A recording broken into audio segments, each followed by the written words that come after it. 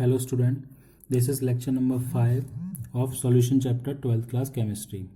इससे पहले lecture number 4 जिसमें हमने जाना था what is ideal solution and non ideal solution, तो उसी को आगे बढ़ाते हुए लेक्चर नंबर 5 में आज हम पढ़ने वाले हैं एजियोट्रोप एंड एजियोट्रोपिक मिक्सचर। जो सोल्यूशन आइडियल होते हैं उनके लिए एजियोट्रोप नहीं होगा, लेकिन इन रियलिटी आइडियल सोल्यूशन होते ही नहीं। तो जो नॉन आइडियल सोल्यूशन है तो उनमें या तो पॉजिटिव डेविएशन होता है या फिर नेगेटिव डेविएशन होता है फ्रॉम राउल्ट्स लॉ। तो कुछ ऐसे सोल्यूशन जिनका डेविएशन बहुत ज़्यादा होता है, very large deviation from ideality, तो उस केस में कुछ स्पेशल टाइप के मिक्सचर पॉसिबल हैं। उन मिक्सचर्स को कहा जाता है एजियोट्रोप या एजियोट्रोपिक मिक्सचर, और इनका नाम है कांस्टेंट बॉइलिंग मिक्सचर। जब हम किसी बाइनरी सोल्यूशन को बनाते हैं तो उसमें दो कंपोनेंट होते हैं। लेट एक कंपोनेंट है ए एंड सेकंड कंपोनेंट है कैपिटल बी। तो ये डिफरेंट कंपोजिशन पर पॉसिबल है। अगर ए को हम 0.1 फ्रैक्शन ले रहे हैं, मोल फ्रैक्शन उसका 0.1 है, तो बी का क्या हो जाएगा 0.9। तो ये डिफरेंट कंपोजिशन इनके पॉसिबल हैं। किसी पर्टिकुलर कंपोजिशन पर किसी भी सॉल्यूशन जो लार्ज डेविएशन शो करते हैं from Raoult's law, particular composition पर वो जो मिक्सचर हैं वो एक कांस्टेंट टेम्परेचर पर बॉयल करते हैं, at a constant temperature, boils at constant temperature, और उनका composition liquid state as well as in vapour state दोनों सेम होता है। तो ऐसे मिक्सचर को कहा जाता है एजियोट्रोपिक मिक्सचर। मैं रिपीट कर रहा हूँ, एजियोट्रोपिक मिक्सचर का composition in liquid phase as well as in vapour phase दोनों क्या होगा, सेम होगा। ये बात याद रखनी है। दूसरी चीज़, ये मिक्सचर एक कांस्टेंट टेम्परेचर पर बॉयल होंगे। इन मिक्सचर को क्या कहेंगे, एजियोट्रोपिक मिक्सचर। और इनका नाम एक और भी है, इसका नाम है constant boiling mixture, right. These mixture cannot be separated into component by fractional distillation। क्यों नहीं सेपरेट हो सकते? डिस्टिलेशन क्या होता है? डिस्टिलेशन में है किसी लिक्विड को हम, जो लिक्विड मिक्सचर है, इसको बॉयल करेंगे। बॉयल करने के बाद वेपर फेज में इसको पहुंचाएंगे। वेपर फेज में के बाद इसको कंडेंस करेंगे। कंडेंस करने के बाद अगेन ये लिक्विड में कन्वर्ट होगा। तो यहाँ से वेपर स्टेट में जब जाएगा तो कोई पर्टिकुलर एक कंपोनेंट मोर क्वांटिटी में होता है, उसके बाद उसी को कंडेंस कर लिया था, तो सेपरेशन प्रोसेस होती है। लेकिन अब इन एजियोट्रोपिक मिक्सचर में क्या होता है, अभी हमने जस्ट पढ़ा composition in liquid phase and vapour phase same रहेगा। तो सपोज करो लिक्विड फेज में कंपोजिशन इसका X/Y है, अगर मोल फ्रैक्शन ले रहे हैं तो बॉयल किया। बॉयल के बाद किस में जाएगा, ये वेपर फेज में जाएगा। दिस इज वेपर फेज, ये वेपर फेज में जाएगा। तो वेपर फेज में भी इनका कंपोजिशन वही रहेगा जो लिक्विड फेज में है। लिक्विड से बॉयल होने के बाद वेपर फेज में गया, देन वेपर फेज के कंडेंस होने के बाद फिर लिक्विड फेज में जाएगा। तो सीधी सी बात है, इसका कंपोजिशन वही रहेगा जो वेपर फेज में था। तो अब यहाँ सेपरेशन नहीं हो पाया, क्योंकि यहाँ का कंपोजिशन, यहाँ का कंपोजिशन, यहाँ का कंपोजिशन, जब तीनों का कंपोजिशन सेम है तो किसी भी एक कंपोनेंट को सेपरेट कर पाना इम्पॉसिबल हो जाएगा। इसीलिए एजियोट्रोपिक मिक्सचर सेपरेट नहीं होते by fractional distillation. Fractional distillation को अगर हम डायग्राम से देखें तो कुछ इस तरीके से रहता है। एक मिक्सचर को हम राउंड बॉटम फ्लास्क में रख लेते हैं, बर्नर के थ्रू उसको हीट करेंगे। हीट कर, सपोज करो ये जो मिक्सचर है वो एक ए एंड बी से मिलके बना हुआ है। एक का बॉइलिंग पॉइंट लोअर है एज कम्पेयर टू बी। जब बॉइलिंग पॉइंट इसका कम है तो vapour pressure of A greater than vapour pressure of B होगा एट पर्टिकुलर टेम्परेचर। ये अंडरस्टूड है। तो जब हम इसको हीट करेंगे तो इनिशियली जिसका बॉइलिंग पॉइंट कम होगा वो वेपर में कन्वर्ट होगा, उसका मोल फ्रैक्शन वेपर फेज ज़्यादा होगा। सपोज करो mole fraction vapour phase YA and YB है, तो जब ये वेपर स्टेट में जाएंगे तो उस कंडीशन में mole fraction of A component in vapour phase greater than that of B, YA greater than five ही होगा क्योंकि इसका वेपर प्रेशर भी ज़्यादा है। ऐसा नहीं होता कि केवल ए ही वेपर फेज में जाएगा, ए के साथ साथ बी भी होगा लेकिन कम क्वांटिटी में होगा। उसके बाद हम इसको कंडेंस करेंगे। कंडेंस के लिए कोल्ड वाटर इनलेट होता है, ये ऊपर के डायरेक्शन में जाएगा, ऊपर से जो वेपर आएंगे वो नीचे जाएंगे।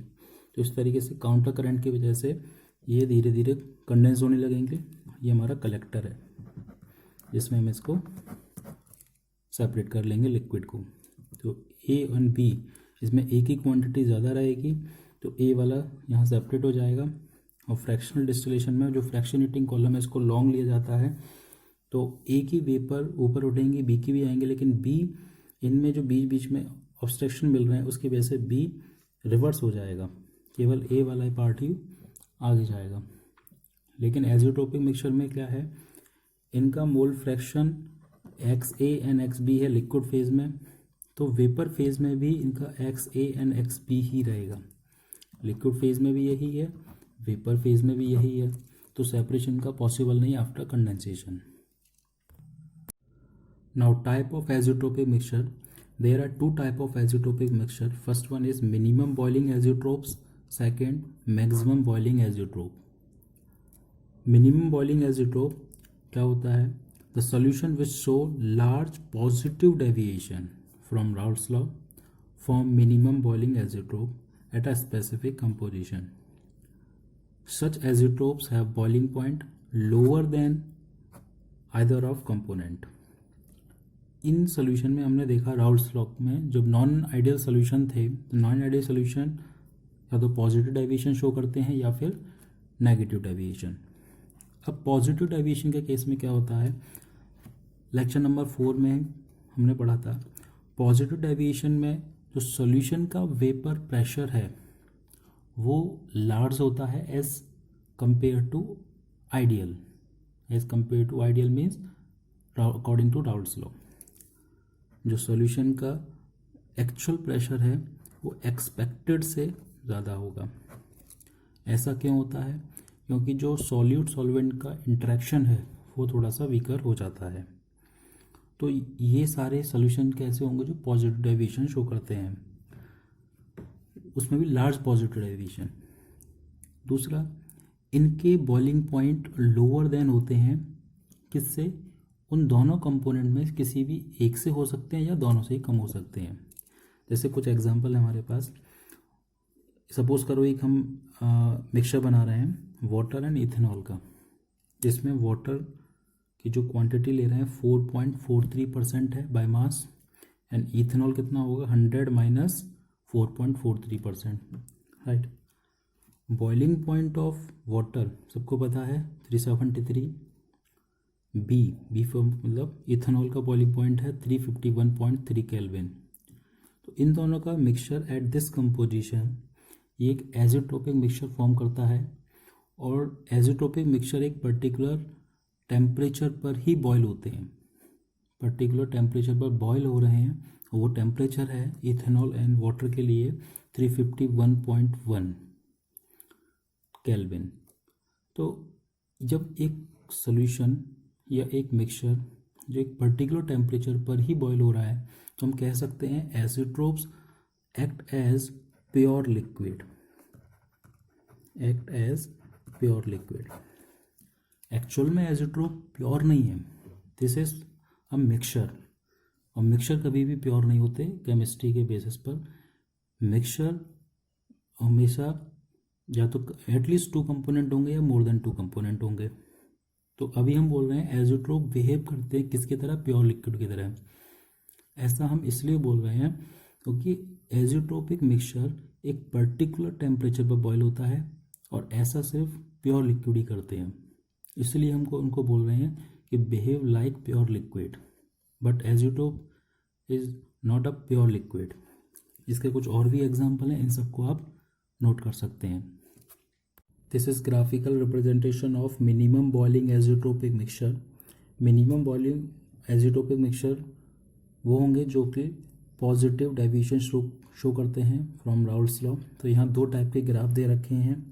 फर्स्ट ग्राफ है temperature versus composition, second graph है प्रेशर वर्सेस मोल फ्रैक्शन। तो अभी तक आप प्रीवियस जितने भी ग्राफ ड्रॉ किए पॉजिटिव डेविएशन नेगेटिव डेविएशन में, वो आपने इस टाइप का ग्राफ को स्टडी किया था, प्रेशर वर्सेस मोल फ्रैक्शन। तो यहाँ हम किसी भी लिक्विड को ले सकते हैं या किसी भी सॉल्यूशन को ले सकते हैं जो कि पॉजिटिव डेविएशन शो करता हो, तो उसका ग्राफ कुछ इस तरीके से आएगा। तो यहाँ मैं कुछ पॉइंट्स बता देता हूँ। जो अपर कर्व है, ये जो अपर कर्व है ये लिक्विड फेज के रेस्पेक्ट में है। मोल फ्रैक्शन एक्सेस जो लिया हुआ है, तो मोल फ्रैक्शन एक्सेस है लिक्विड फेज का मोल फ्रैक्शन एंड प्रेशर। और जो डाउन कर्व आपको दिखाई दे रहा है, ये कर्व है वेपर फेज का जो मोल फ्रैक्शन है वर्सेस प्रेशर। तो एक ही ग्राफ में दो ग्राफ को ड्रॉ करके दिखाया है। जो एक्स एक्सेस है मोल फ्रैक्शन है, मोल फ्रैक्शन अपर कर्व में किसका लिया है, लिक्विड फेज के लिए, और डाउन वाले में किसके लिए लिया हुआ है, वेपर फेज का जो मोल फ्रैक्शन है। जो अपर पॉइंट की जितने भी आपको पॉइंट्स दिखाई दे रहे हैं, इस कर्व के ऊपर सिर्फ और सिर्फ लिक्विड फेज ही प्रेजेंट होती है। अगर कोई सॉल्यूशन है तो ऊपर सिर्फ लिक्विड फेज प्रेजेंट होगी, कोई भी वेपर प्रेजेंट नहीं होगी। आपको पता ही है सॉल्यूशन लिक्विड टू गैस में जाएगा तो इक्विलिब्रियम सेटअप होता है, तो ऊपर की तरफ गैस प्रेजेंट नहीं होगी। ऊपर का मतलब हाई प्रेशर पर। अगर लो प्रेशर कर दिया जाएगा तो इस लाइन से नीचे की तरफ केवल कौन प्रेजेंट होगा, वेपर फेज प्रेजेंट होगी। ऊपर की तरफ सिर्फ लिक्विड प्रेजेंट होगी। ये है हाई प्रेशर, इधर है लो प्रेशर। इसके बीच में जो आपको ये एरिया दिखाई दे रहा है, ये जो रीजन रहेगा, इस रीजन के बीच में लिक्विड एंड वेपर दोनों प्रेजेंट रहेंगे, दोनों इक्विलिब्रियम में रहेंगे। अब यहाँ पर देखिए, यहाँ लिक्विड फेज का मोल फ्रैक्शन डिफरेंट है, वेपर फेज का मोल फ्रैक्शन डिफरेंट है। अगर हम इसके रेस्पेक्ट में देखें तो ये लिक्विड फेज का मोल फ्रैक्शन आएगा इस जगह, और इसी के रेस्पेक्ट में अगर हम एक पैरेलल लाइन ड्रॉ करें तो वेपर फेज का मोल फ्रैक्शन ये आएगा। यहाँ एक्स की वैल्यू फाइंड हो गई और इस जगह वाई की वैल्यू फाइंड हो गई। लेकिन जैसे जैसे हम ऊपर की तरफ जा रहे हैं तो वैसे वैसे क्या देखेंगे, इस जगह पर, इस पर्टिकुलर पॉइंट पर x इक्वल टू क्या हो रहा है, y। लिक्विड फेज का मोल फ्रैक्शन कंपोजिशन और वेपर फेज का कंपोजिशन दोनों सेम हो गया। यही हमारी डेफिनेशन है एज़ोट्रोपिक की, कि जब composition in liquid phase and vapour phase same हो जाएगा तो उसी को एज़ोट्रोपिक मिक्सचर कहते हैं। तो इस पॉइंट पर एज़ोट्रोपिक मिक्सचर हमको शो होते हैं।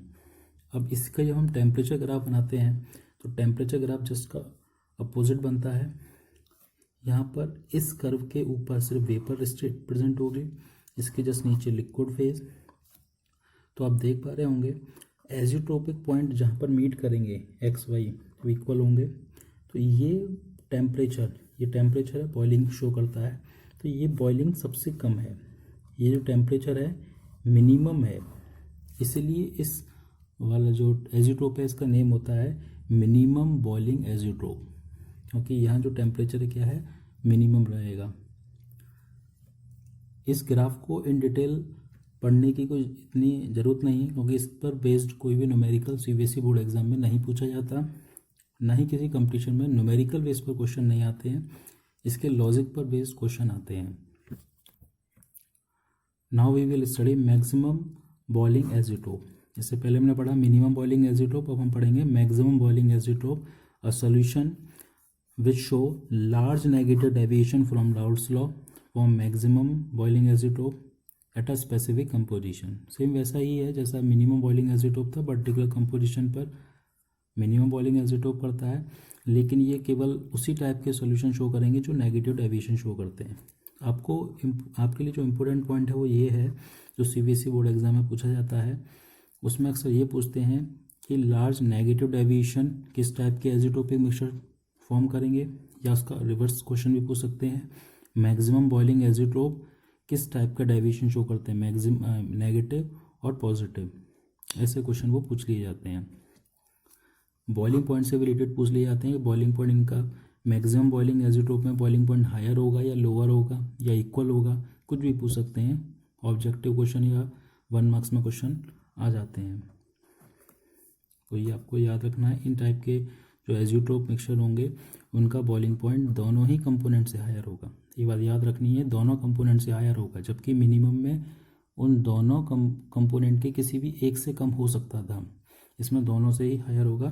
For example water and HCl अगर ले रहे हैं तो इसमें मास परसेंटेज दिया हुआ है, ये वाटर का इतना कंपोजिशन, रेस्ट ऑफ कंपोजिशन किसका रहेगा, HCl का। वाटर का बॉइलिंग पॉइंट 373, HCl का 188 केल्विन। तो इन दो जो एजिटोप बनेगा उसका बॉइलिंग टेम्परेचर कितना है, 383, इन दोनों से ज़्यादा है। जितने भी आप एग्जांपल देखेंगे उन सभी एग्जांपल जो एजिटोप के एग्जांपल, उनका बॉइलिंग पॉइंट उनके कंपोजिशन A एंड B जो दोनों कंपोनेंट हैं उन दोनों कंपोनेंट के बॉइलिंग पॉइंट से ग्रेटर देन रहेगा। This is graphical representation for maximum boiling azeotrope. Maximum boiling azeotrope negative deviation जो शो करते हैं फ्रॉम राउल्ट्स लॉ वही शो करेंगे। तो ये वही ग्राफ है, लेकिन आप देख पा रहे होंगे जो pressure versus mole fraction component वाला ग्राफ है, पॉजिटिव एजिटोप के केस में ये ग्राफ ऊपर से होके जा रहा था, अब ये रिवर्स में जा रहा है, क्योंकि नेगेटिव इसमें नेगेटिव डेविएशन शो करेंगे तो नीचे से होके जाता है। अपने को ने आइडियल सोल्यूशन में पढ़ा था, ये लाइन एकदम स्ट्रेट लाइन होती है, तो जो ऊपर से होके जाएगी पॉजिटिव डेविएशन शो करते हैं, नीचे से होके जाएगी तो ये नेगेटिव डेविएशन। तो ये लार्ज डेविएशन है, क्योंकि अगर ये थोड़ा सा कर्व इस टाइप से होता तो ये ज़्यादा डेविएशन नहीं होगा, लेकिन ये नेगेटिव डेविएशन है, वो भी लार्ज नेगेटिव डेविएशन है। तो आप देख पा रहे हो एकदम नीचे की तरफ है, okay. Large negative deviation show करते हैं वही एजिटोप सॉल्यूशन बनाते हैं। तो प्रेशर वर्सेस मोल फ्रैक्शन में देखें तो ऊपर वाला ग्राफ के जस्ट ऊपर लिक्विड स्टेट एग्जिस्ट करेगा, ग्राफ के नीचे वेपर फेज, इसके बीच में इक्विलिब्रियम सेट रहेगा। ऊपर वाला जो ग्राफ है इसको बॉइलिंग पॉइंट कर्व या फिर इसको बबल पॉइंट कर्व भी कहा जाता है, नीचे वाले को ड्यू पॉइंट कर्व भी कहते हैं। ऊपर वाले ग्राफ में भी ऐसा ही सेम रहता है, तो यहाँ भी कुछ ऐसा ही रहेगा। अगर इसको टेम्परेचर में कन्वर्ट करें तो टेम्परेचर ग्राफ इस ग्राफ का जस्ट उल्टा हो जाता है, ऊपर की तरफ वेपर एग्जिस्ट करेगी, बॉटम में लिक्विड। तो यहाँ देख सकते हैं जो बॉइलिंग पॉइंट है इधर मैक्सिमम है, बॉइलिंग पॉइंट इस लिक्विड का देखें, यहाँ इधर बॉयल हो रहे हैं, लेकिन इधर देखते जाएंगे तो यहाँ एजिटोपिक का बॉइलिंग पॉइंट इन और कंपोजिशन से किसी भी अदर कंपोजिशन से मैक्सिमम रहेगा। अगर हम इस कंपोजिशन पे देखें तो ये इस टेम्परेचर पर बॉयल हो जाएगा, इस कंपोजिशन पे देखें तो ये इस टेम्परेचर बॉयल होगा, इधर इस टेम्परेचर बॉयल हो जाएगा, इधर इस टेम्परेचर बॉयल हो जाएगा। दैट मीन्स इधर केवल एक यही कंपोजिशन है जिस पर x = y होगा और इधर बॉइलिंग पॉइंट मैक्सिमम हो जाएगा, इसलिए इसका नेम है maximum boiling azeotrope. Maximum boiling azeotrope. आपको मैंने इसमें इम्पोर्टेंट क्वेश्चन थे वो भी बता दिए। इम्पोर्टेंट क्वेश्चन ग्राफ से CBSE बोर्ड एग्जाम में नहीं पूछे जाएंगे। इसका इम्पोर्टेंट क्वेश्चन सिर्फ नेगेटिव डेविएशन, मैक्सिमम बॉइलिंग और एक ये है। मैक्सिमम बॉइलिंग के लिए भी होता है ये इम्पोर्टेंट, और मिनिमम बॉइलिंग के लिए भी यहाँ पर पॉजिटिव डेविएशन हो जाएगा, इधर लोअर हो जाएगा। इसके बाद जो नेक्स्ट वीडियो लेक्चर होगा हमारा लेक्चर नंबर 6, उस लेक्चर नंबर 6 में हम कॉलिगेटिव प्रॉपर्टी स्टडी करेंगे। कॉलिगेटिव प्रॉपर्टी चैप्टर का लास्ट पार्ट है, मतलब फर्स्ट पार्ट में हम कॉन्सेंट्रेशन टर्म्स और ये सारा पार्ट पढ़ लेते हैं। ये हमारा first part of this chapter जो कि फिनिश हो चुका है। लेक्चर नंबर 6 में हम कॉलिगेटिव प्रॉपर्टी पढ़ेंगे जो उसका नेक्स्ट पार्ट है। कॉलिगेटिव प्रॉपर्टी से रिलेटेड कम से कम 3 नंबर का क्वेश्चन, 3 मार्क्स क्वेश्चन डेफिनेटली आता ही है। इस चैप्टर में चांसेस हैं 4 to 5 मार्क्स के क्वेश्चन आने के, इसमें से 3 मार्क्स के क्वेश्चन कॉलिगेटिव प्रॉपर्टी से आते हैं, 1 और 2 मार्क्स के क्वेश्चन इसके फर्स्ट पार्ट में से आते हैं। तो इसका मतलब कॉलिगेटिव प्रॉपर्टी जो नेक्स्ट पार्ट है वो काफ़ी ज़्यादा इंपॉर्टेंट पार्ट है। नेक्स्ट लेक्चर में हम इसको डिस्कस करेंगे।